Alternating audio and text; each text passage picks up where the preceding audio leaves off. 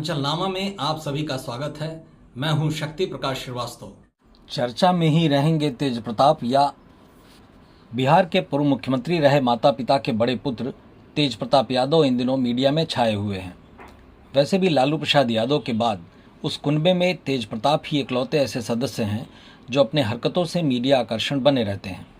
लेकिन पिछले दिनों घटित एक घटनाक्रम के बाद तेज प्रताप को न केवल पिता लालू प्रसाद यादव ने अपनी पार्टी से बाहर किया, बल्कि घर का दरवाज़ा भी उनके लिए लगभग बंद कर दिया।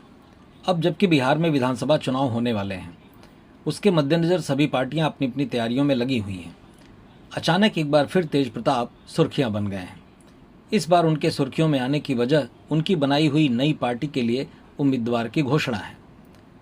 ऐसे में सियासी गलियारे में ये कयास लगाया जाने लगा है कि तेज प्रताप यादव चुनाव मैदान में उतरकर सिर्फ सुर्खियां ही बटोरेंगे या सियासत में कुछ प्रभाव भी डालेंगे। एक महिला के साथ तस्वीर वायरल होने के बाद पिता लालू प्रसाद यादव ने जब राष्ट्रीय जनता दल नेता और अपने बड़े पुत्र तेज प्रताप यादव को पार्टी से बाहर का रास्ता दिखाया था, तो पहली बार तेज प्रताप को पिता का ये निर्णय खल गया था। उन्होंने प्रतिक्रिया स्वरूप नई पार्टी का ऐलान कर दिया। न केवल ऐलान किया, बल्कि टीम तेज प्रताप नाम से गठित सियासी मंच से अपना पहला उम्मीदवार भी घोषित कर दिया। तेज प्रताप ने गांधी यादव के नाम से मशहूर राजद के नेता रहे जयप्रकाश यादव को जहानाबाद जिले की घोसी विधानसभा सीट से अपना उम्मीदवार बनाया है। अपने आवास पर यह ऐलान करते हुए उन्होंने कहा कि घोसी की जनता ने गांधी यादव को एक तरह से चुन लिया है और वह जहानाबाद के लोगों को सलाम करते हैं। ऐसा कर उन्होंने चुनाव में अपनी ताकत दिखाने की एक कोशिश की है।